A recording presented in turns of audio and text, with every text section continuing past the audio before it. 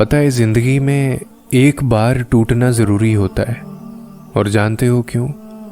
کیونکہ جو دل ٹوٹ جائے نا، ان دلوں میں اللہ تاحیات سما جاتا ہے، اور پھر ان ٹوٹے دلوں کو ایسے جوڑ دیتا ہے، پھر دنیا کی کوئی بھی طاقت ان دلوں کو توڑ نہیں سکتی۔ سوچو، اگر آپ ٹوٹتے نہیں تو اللہ آپ کو جوڑتا کیسے؟ اگر آپ بکھرتے نہیں تو اللہ آپ کو سمیٹتا کیسے؟ دل جب بے وجہ بے سکون رہے نا، تو جان لو آپ کا رب آپ کو یاد کر رہا ہے، تو چاہ رہا ہے کہ میرا بندہ بھی مجھے یاد کرے۔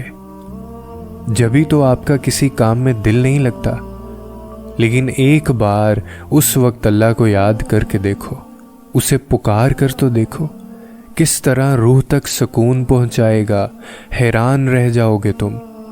وہ تو اپنے بندے کا ہر پل انتظار کرتا ہے۔ ایسی ہے میرے اللہ کی محبت، جب آپ اس کی طرف ایک قدم بڑھاتے ہو نا، تو وہ یہ نہیں سوچتا کہ میرا بندہ کتنا گناہ گار ہے، کتنی نافرمانی کی ہے اس نے۔ وہ بس کہتا ہے کہ آ جاؤ میری طرف، میں تمہارا انتظار کر رہا ہوں۔